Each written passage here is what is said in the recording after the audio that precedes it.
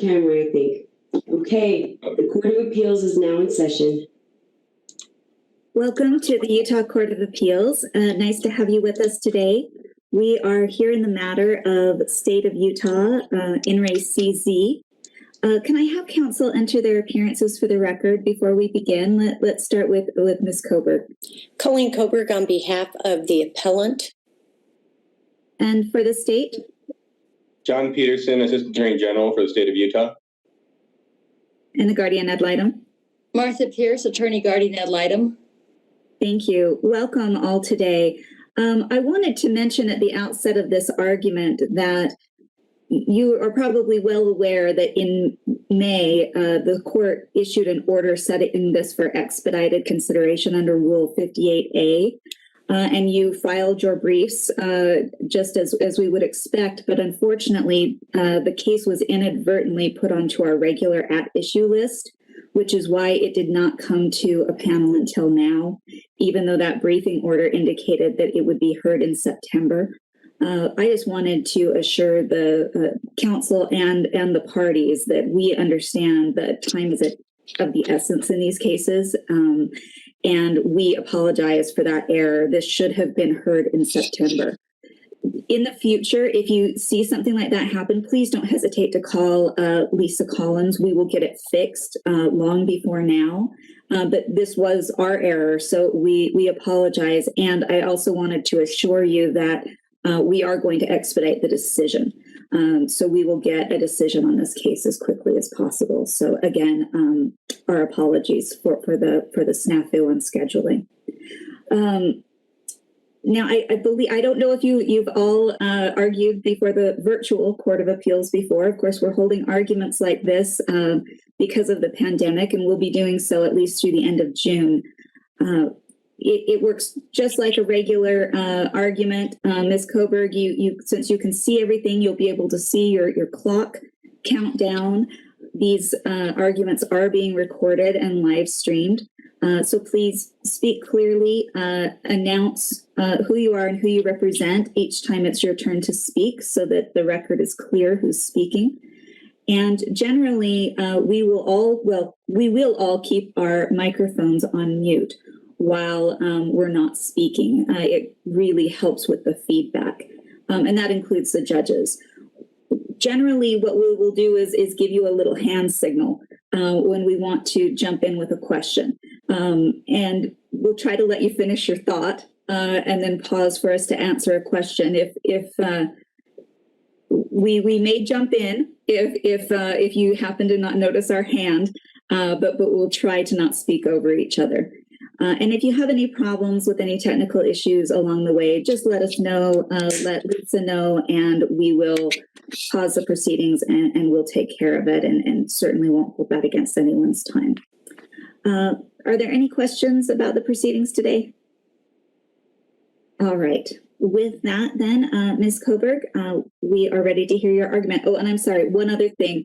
And Mr. Peterson and Ms. Pierce, I can see her screen is already off. I think you know this, but when someone is arguing, if you wouldn't mind turning off your video, it just helps us concentrate on the person speaking. With that, Ms. COEBERGH, we're ready to hear your argument. Thank you, and thank you very much for asking me to do oral argument in this case. There are a couple things about this case that I find particularly interesting and important. I would encourage you to interrupt me with questions. I'm more interested in answering your questions than hearing myself talk. But the couple of things that I find very significant about this opportunity of yours to decide this case is to recognize that there are male domestic violence victims that are underserved by DCFS. My client was a 17-year-old boy who had fathered a child already when his 17-year-old girlfriend stabbed him.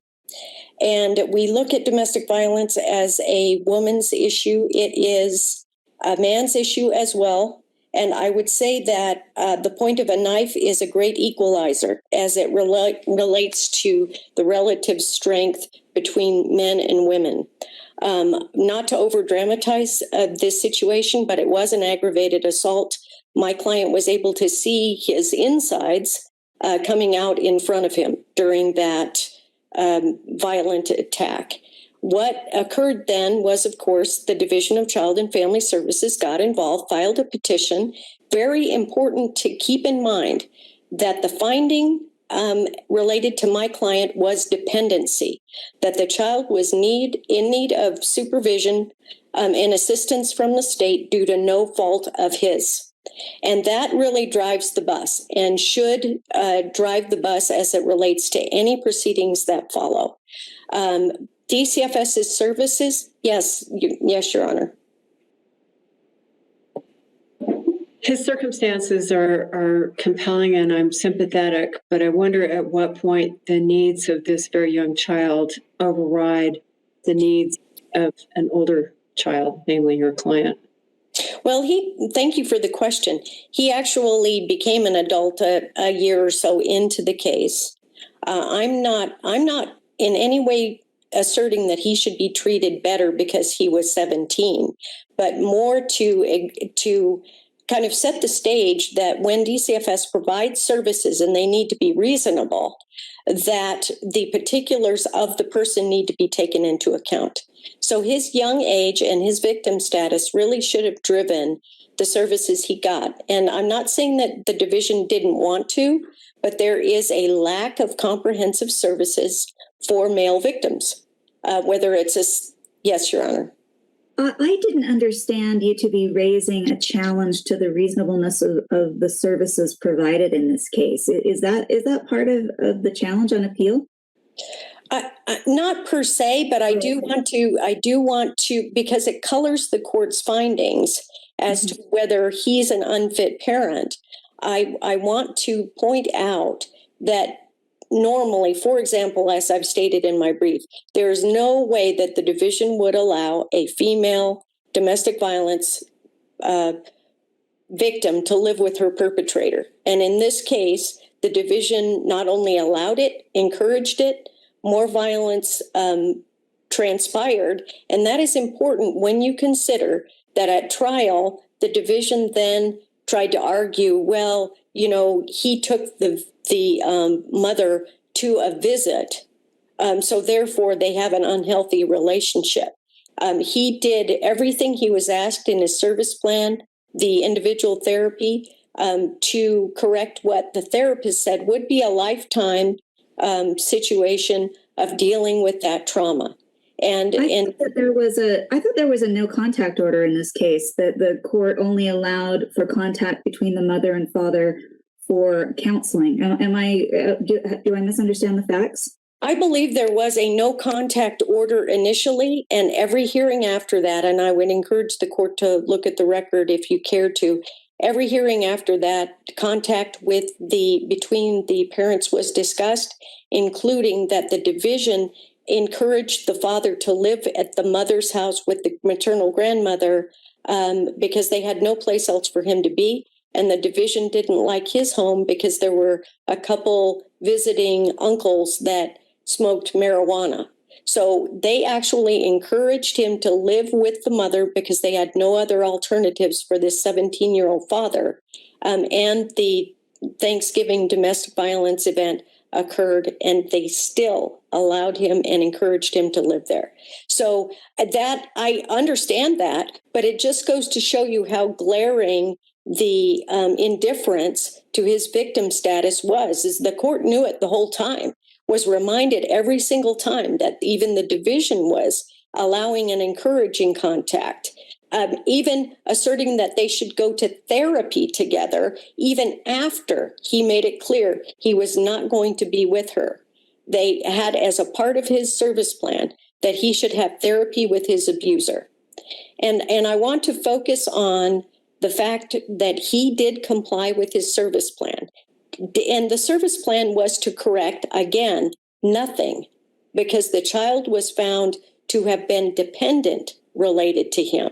And that's why I argued the burden shifting that I argued in my brief, because the state actually pled that he didn't demonstrate that he could parent, and the court picked up on that and actually issued findings that he has not demonstrated that he can parent.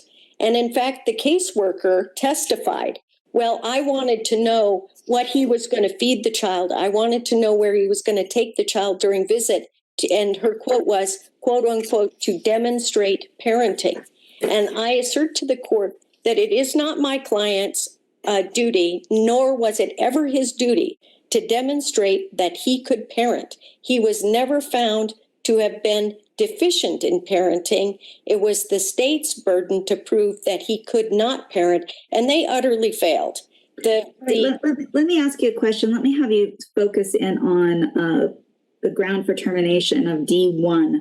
The child's being cared for in an out-of-home placement, and the parent has refused to remedy the circumstances that gave rise to out-of-home placement. So as I understand it, the child was with the mother at the time of this first very serious domestic violence incident. Why wasn't the child placed with the father at that time? I couldn't answer that question. That is discretionary on the part of the court. I can tell the court that the home situations for both of these parents, both of them 17 when the case started, was never pleasing to the division. They didn't like mom's house. They didn't like dad's house. And as 17-year-olds, they couldn't get an apartment. So they allowed the child to be with mom. Of course, nobody wanted mom and dad to be a couple. And that was clear. And so the child had to go somewhere. But at the shelter hearing, as I understand the statutory scheme, and I am certainly no expert, but my understanding is that the child must be placed with the non-custodial parent unless there is a very good reason why the child can't be. And so, I'm wondering how that intersects with this D1, where the parent needs to remedy the circumstances that gave rise to the out-of-court placement. Well, I can tell the court that it should not be this way based on the statutory scheme, but something as minor as I don't like your housing is a reason used not to place with a non-offending, non-custodial parent. And in this situation, they did not like my client's housing. DCFS has a practice of running criminal histories on everybody in the home. And the decision was made not to place with him. And so, I mean, that should not then snowball into a termination of parental rights, where essentially his service plan was employment, housing, work on your GED, and none of those things should exclude someone from being a parent in the first place. And so the entire case rises and falls on the fact that there was no adjudication of any type of parental fault on his part. He was merely a domestic violence victim who then could never extract his child from the grip of the state because he could not basically comply with what they were demanding, which was prove to us at your young age that you can be a parent. And the court's findings make clear that by the statements of he was lackadaisical in proving that he could do these things, demonstrate that there was burden shifting. It's improper. And the grounds that were stated, basically, he didn't prove to us he could parent. There's nothing in this record anywhere that demonstrates anything that he is deficient in parenting. Merely that they think you're more than welcome to continue into your rebuttal time. But if you do want to reserve the remainder of your rebuttal time, I just want to alert you that your initial time is up. Thank you. But you are more than welcome to continue if you'd like. I would reserve. All right. Thank you so much. Will we be hearing from the state or the guardian ad litem first?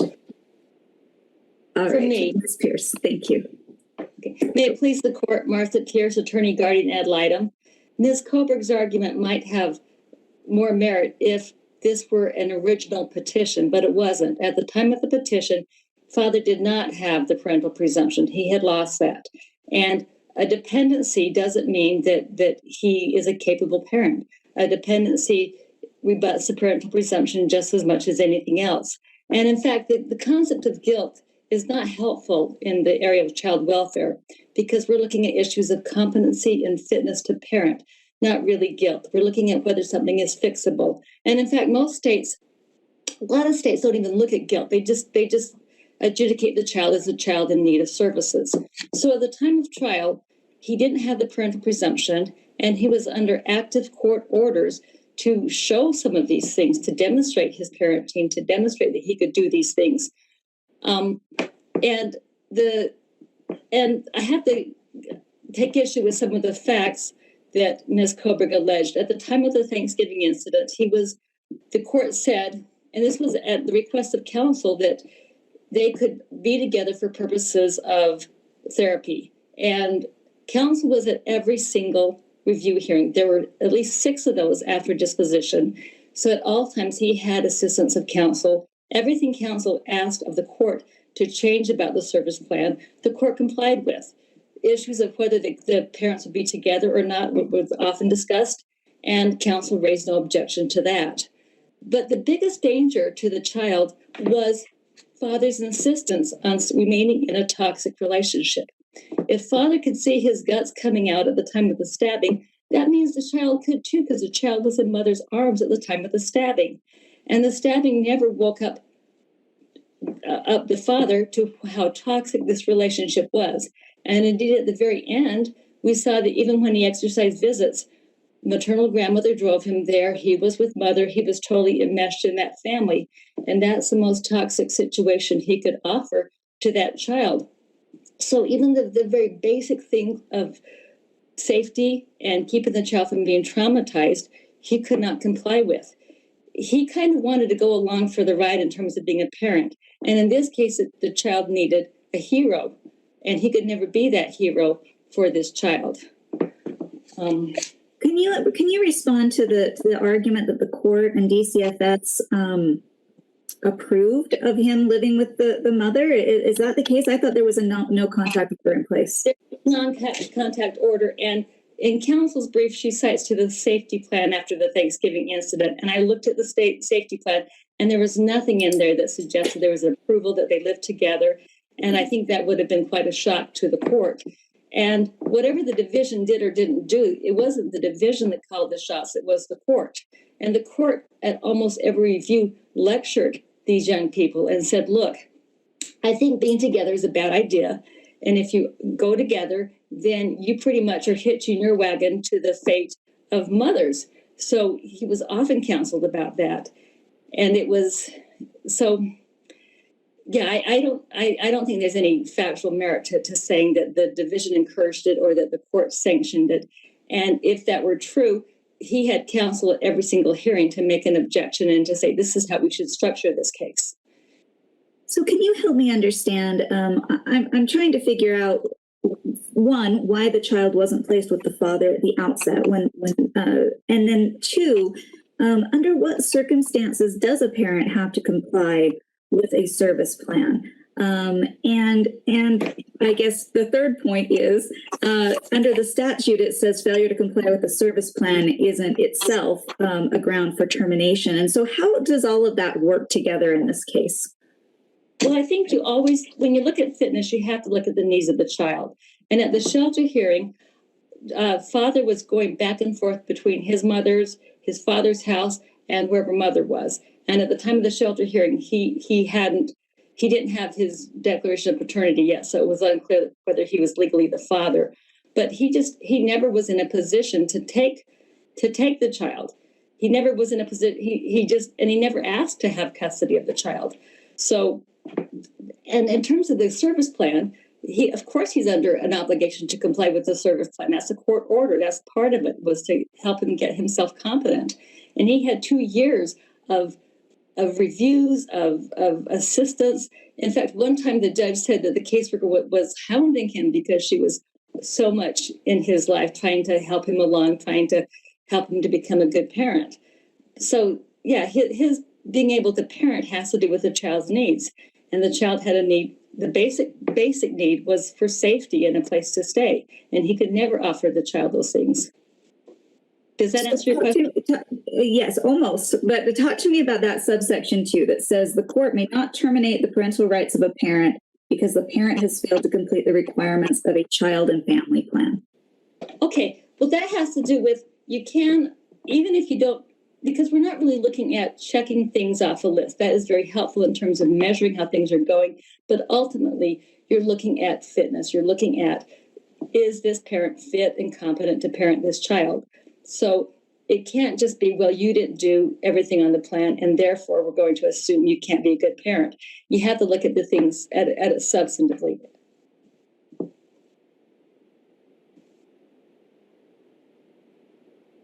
Any other questions? I'll jump in with one more. As you are well aware, we would only need to find one ground for termination in order to affirm the district court. Which ground do you think best fits the circumstances here, and why? I think the ground would be competence, because this child needed to be safe, and father never got it into his head that he needed to keep the child safe, that being in a toxic relationship meant the child would be unsafe. He couldn't obey a court order. At the time he got stabbed, he was violating a court order. At the time of the Thanksgiving assault, he was violating a court order. He could not keep the child safe, and that's the basic duty of parenthood. If there are no more questions, I'll hand it over to John. Thank you very much for your. Thank you. Mr. Peterson. All right, can you hear me? I'm back up? Yes. Okay. May it please the court. John Peterson, Assistant Attorney General for the state of Utah. I guess I'll jump in where Ms. Pierce left off and Judge Hagan's question. I think you mentioned before the ground of a failure to remedy the circumstances of removal. And to my way of thinking, that describes this case fairly well in a nutshell. And what you had at the outset of this case was, as everybody points out, dad being stabbed by mom. You have two young parents, the mother already under juvenile court jurisdiction as a delinquent, and neither parent yet an adult. And with a serious domestic violence incident, as Ms. Pierce noted, and I just looked in the record, it was at 58 in the record from the shelter hearing transcript, that there was some question at the time of the shelter hearing whether the father had even established his paternity yet. We're dealing with very young people, and obviously that's not a question anymore. But I also saw at 59 in the record that a father said flat out, are you going to take him away? Well, you can't stay with me. So, I mean, that's a reason why he wasn't placed with dad, is because dad said you can't place him. I mean, he was a 17-year-old boy. I mean, he's living with his parents, and as everybody agrees, his dad's house wasn't all that great. There were people with criminal records doing drugs in the home, and that has always been a problem throughout the case.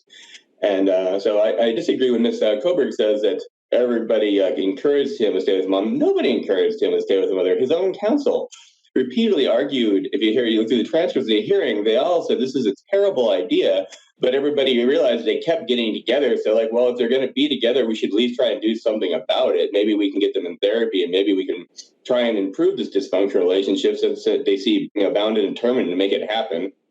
And but again, months after the removal, there was another incident of domestic violence. And even at the time of trial, like the mother had relinquished her parental rights, and but she kept showing up to visits with dad. And there wasn't an order that they didn't stay together, but the judge had fairly clear, as I pointed out in my brief many times, the judge told him, it's like, if you're going to, make your bed with mom, then you have to accept all of her baggage and everything comes along with that relationship. And you're making very bad decisions. And people throughout the case emphasize that he's making very bad decisions, that staying with mom is a very bad decision. This is not, as a toxic relationship, it's not been going well, and it's not getting any better.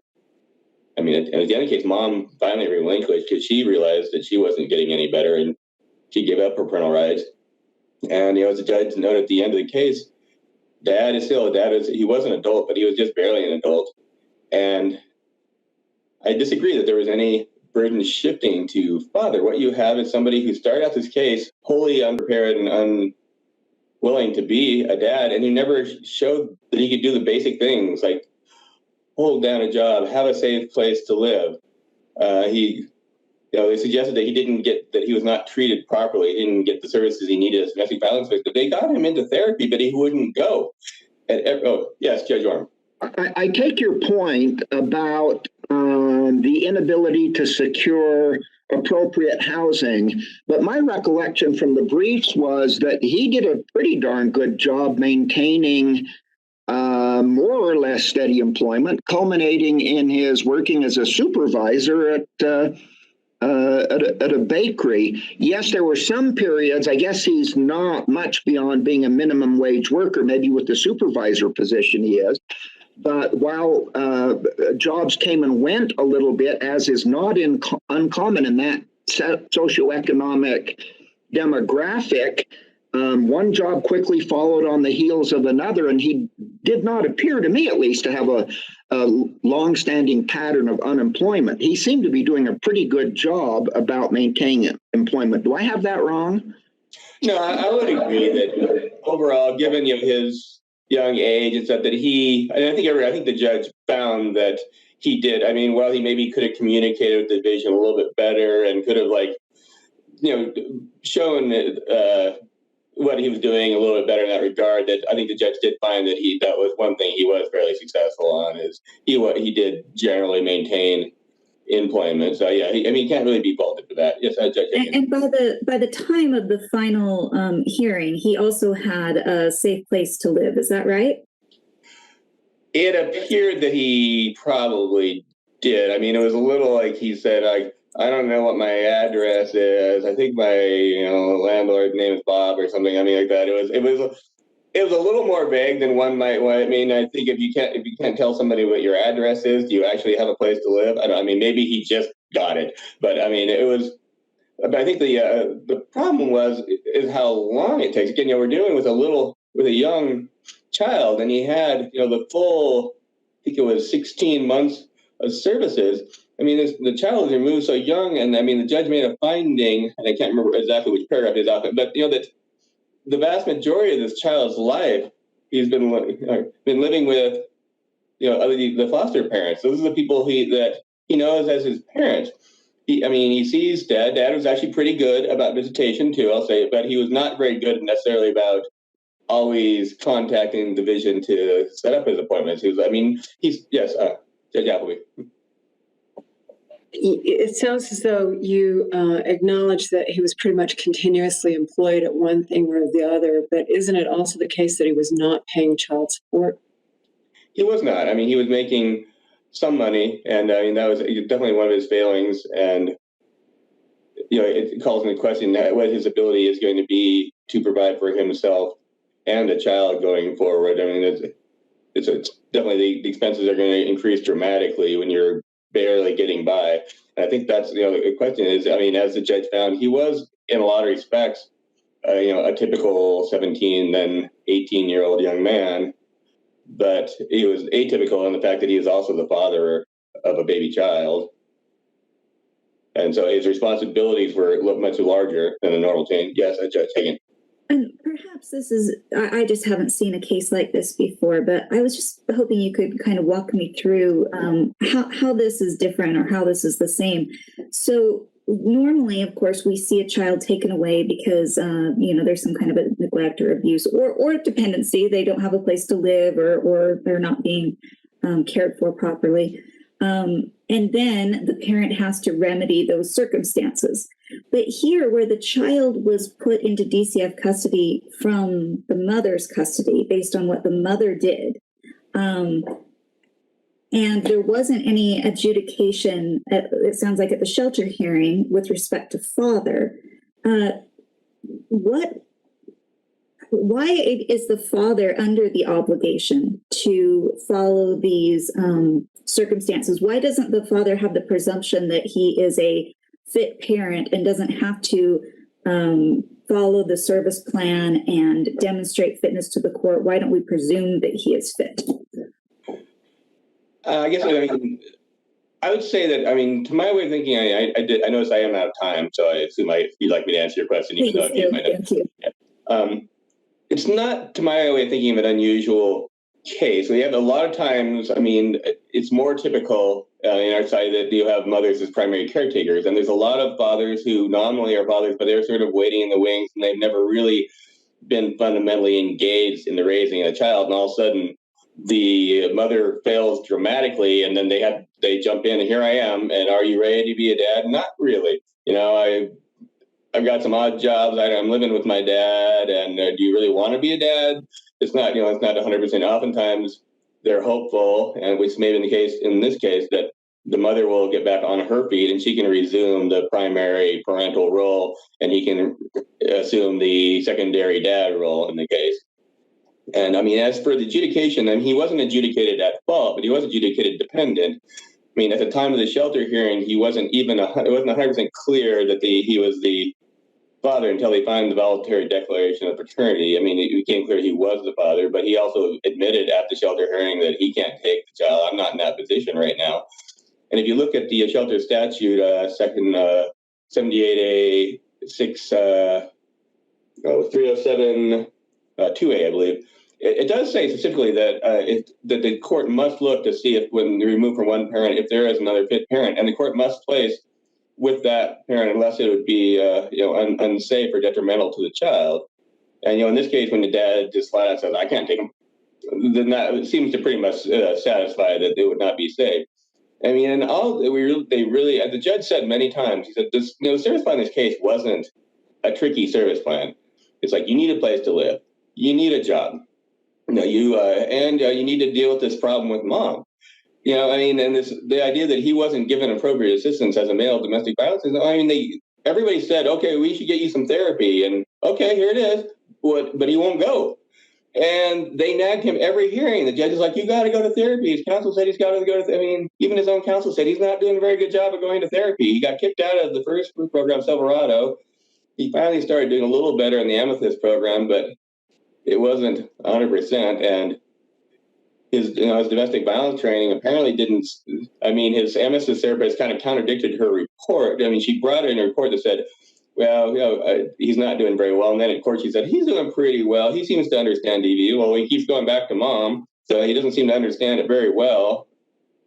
What has he done to change the fundamental situation? Again, we get to the circumstances of removal. He's involved in a violent relationship with an unfit parent. At the end of the case, not much has been changed other than he's been working pretty consistently, and he may have finally gotten a home. But in all those months, almost 2 years, actually, a year and a half, he didn't even get to the point of having overnight visits because he didn't have a safe house. And the judge said, "You aren't going to get the overnight visits unless you got a safe home." So his relationship with the child dwindled to, it just didn't start out as a lot, and it dwindled substantially over his course of inaction, not doing what he needed to do to even maintain a relationship with a very young child. So where some of his failings may seem like they're not that big, in the eyes of his child, they're pretty big because they prevented him from being able to step up for a too long a period in this case. Is that helpful, Judge Hagan? Yes, it is. Thank you very much. And I am well out of time now, so I will cede back to Ms. COEBERGH unless there's more questions. Great, thank you. It doesn't appear that there are any.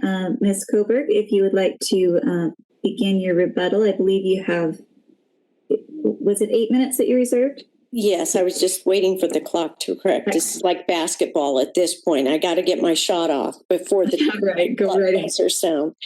First off, I want to correct a couple things because I was there. The caseworker did testify that she saw Dad's house and it was appropriate. Okay. So that was the testimony. It's not a quiz, whether he knows his address and zip code. She was there. She said it was appropriate. It's also a complete misstatement to say that he wouldn't give up the mom. He had. Their relationship was over. The division acknowledged it. They did no longer require couples counseling. The only involvement was after her termination. He took her along to a visit, and he did so after asking the DCFS caseworker whether it would be okay. She didn't answer him, and then she said, "I don't know." Their relationship was over. He had a new girlfriend, and that is in the record. How do we then deal with the court's finding that he and the mother still have an ongoing relationship? Well, I think ultimately in reviewing the court's order, you have to look at the record. And the record, I don't know the quote unquote relationship.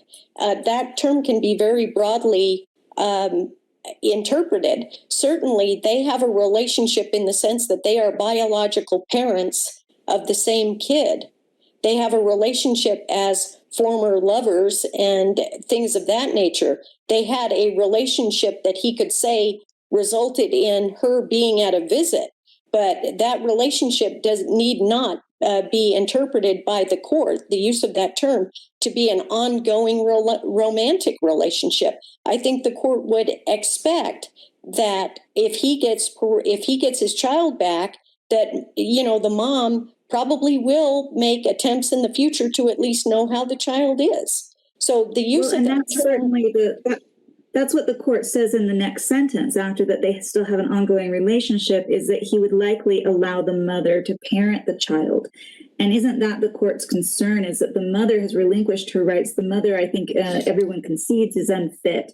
And if the father isn't willing to protect the child from the mother and would allow an unfit mother to parent the child, why isn't that sufficient to support termination? and again, I would simply refer you to the record and ask for the court to examine the entire record to find any actual facts that demonstrate that my client would allow the mother to parent. Now, I understand the phraseology likely in the court's mind, or at least the usage of the term likely, would possibly be over 50%, but you still have to refer to the record. What facts were adduced that suggest that he would allow the mother to parent the child? And it's simply not there. Well, what about the fact that she accompanied him to a visit? Why wouldn't that be enough to support the court's finding that he would likely allow her to parent? Because there was testimony that he actually asked the caseworker, will this be okay? She didn't answer him and then said, I don't know. And after he was told, don't do it, it was never done again. He has a right as a parent with supervised visitation to look to the division as to what is appropriate and not appropriate. And I would assert to the court, it is patently unfair to use for the division to use that as a sword and shield at the same time, to say we run the shots, we're going to tell you what you can do, but when you ask us, we won't answer you, but we're going to use whatever you decide to do later.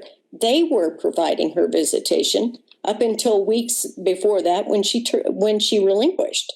So she wasn't so dangerous that she couldn't visit, and that was the status quo. So I do want to also point out that the comments made by the guardian ad litem about, well, he ought to known better because he got stabbed by the mom, and what is he going to expect if he gets stabbed by the mom and continues the relationship? That is precisely the type of victim shaming that this court rejected in CCW. And I would encourage the court, as you consider this case, to look at it in a gender neutral way. Would you tolerate those statements if a man had stabbed a woman? Would you tolerate somebody saying, well, you ought to known better?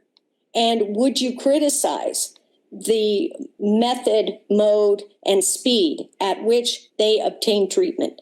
The testimony in this case is... Don't we have a long line of cases doing that, where the domestic violence victim is a woman, where we say that when the domestic violence victim prioritizes the relationship over the child and fails to keep a distance from her abuser and exposes the child to domestic violence, that is a basis for terminating parental rights? I mean, we have a lot of cases involving female domestic violence victims in which that's the case. And you absolutely do. And if you have questions, I would ask that the court request further briefing on this, because I have studied those cases at length.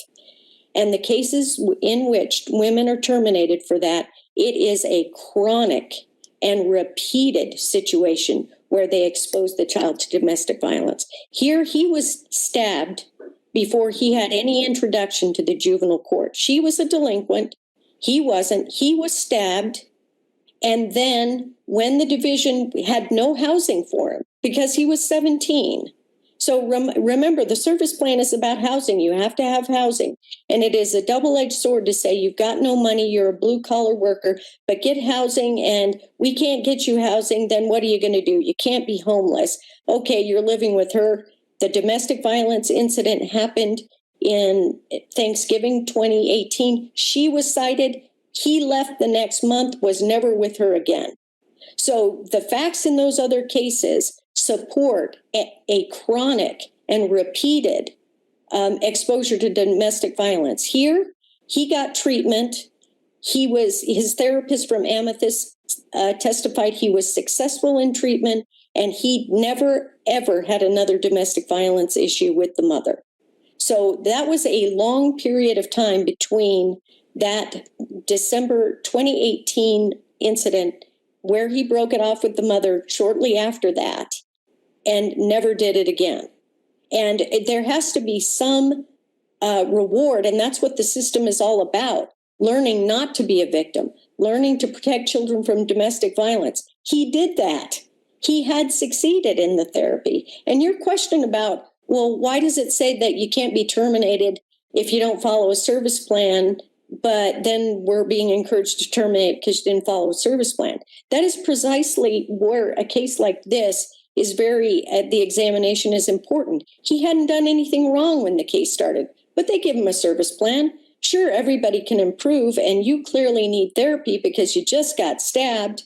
And so then, yes, should he be terminated because he didn't get a GED? Should he be terminated because he didn't have a better job? Should he be terminated that he didn't get a 2-bedroom apartment to show to the division that he'd had an empty room for a year? These are the types of things that you have to look. And I have to finish on this point. Ms. Pierce said this child needs a hero. I absolutely challenge you to find in the Child Welfare Act the term hero. Rather, it says that no parent can have his or her rights terminated because they're not a model parent. And he doesn't need to be a hero. My parents weren't heroes. Your parents, but they were heroes in my eyes. Your parents may not have been the types of heroes, but this child and father love each other. There is no demonstrated deficit in his parenting. He had succeeded in counseling, and as the court noted, job, employment, house, ready to go. Therapist said he had completed and that he would spend a lifetime processing his victimhood, which he was doing. And so with the dependency finding, with what had happened afterward, with the separation from mom and his success in therapy and no demonstrated parental deficit, the termination was wrongful on every front. And I would ask that you reverse the order and enter an order directing to reinstate his parental rights.